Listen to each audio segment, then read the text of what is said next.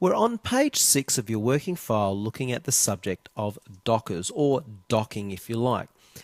Every one of these bars that contains information, the toolbar down the bottom here, the standard toolbar, the property bar, etc., can all be undocked and moved to alternate locations.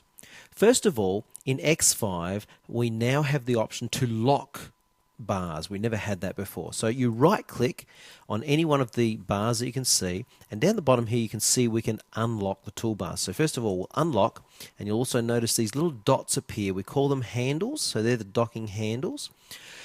You'll also notice you can actually turn on and off the display of a bar. For example, the black menu bar, I can turn that off. Right click, I'll turn that back on. The status bar at the bottom, right click and I'll turn off the status bar. Some people don't want it, and it gives you more working space. Personally, I do prefer to have it there. Well, now that we've unlocked by choosing this option here, I can actually dislodge one of these bars. So I'll dislodge the toolbar, pop that there, and you can resize the toolbar maybe into what is more preferable for you, something square like that, and you might like to have that floating around your screen and work like that. Some people do. You can redock this to an alternate location if you want to. For example, I can dock the toolbar up the top there, and I might find that more convenient.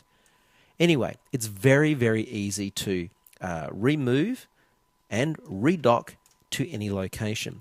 Now, if I do the same with the color wheels, I'll show you a really cool thing. I'll grab the color wheel and I'll dock them down the bottom. Now, if I right-click my mouse on the handle, right-click and go Customize, I can actually alter the display of colors. I'm going to turn on wide borders, large swatches, and I'm going to put in 4 rows of color. Click OK, and look at that. I'll redock back over to the right-hand side.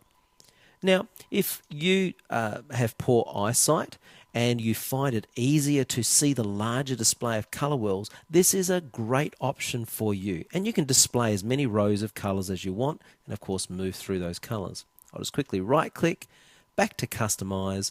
I'll turn off large swatches, turn off wide borders, and I'll go back to just 1 row. Click OK. So that's a good little tip for you. Well, finally, I just want to quickly show you how the larger dockers on the right-hand side here work. Now, by default, when you first open particularly X5, you'll see the Hints docker. You'll also see the Object Manager. Now, see how I'm alternating between dockers by clicking the tab, Hints docker, and the Objects Manager docker. You can add more dockers over time. So if I go to Window and Dockers, I'll just choose another one there, and you can see how this docker has been added to the outside. That's because I've been playing a little bit with the way that they work. But I can simply grab that docker, pop it over there like that, and if I take it and put it back over the top, automatically it'll rearrange in another alternative way, where that docker is sitting at the top and the other 2 tab dockers at the bottom. But if I just pull that back up like that, I can have them all sitting on their tabs like that. It's an interesting area. You can pull them all away at one time, stretch it out, work with it however you want, and choose each one separately. Double click to dock back to the last location. Why don't you have a play with that? You can also close them down like that, and I'll primarily work with the dockers turned off for the rest of this project, but I want you to have a play. If none of your dockers on the right-hand side are showing, simply come to Window, go to Dockers, and you can choose your dockers. Mine are displaying off the page there, as you can see, but there's Hints right up the top, and also the Object Manager right up the top as well. So go ahead, have a play. Make sure you, if you're in X5, you unlock your toolbars, and you can move your toolbars all around and play and do whatever you want. Now let me give you a tip.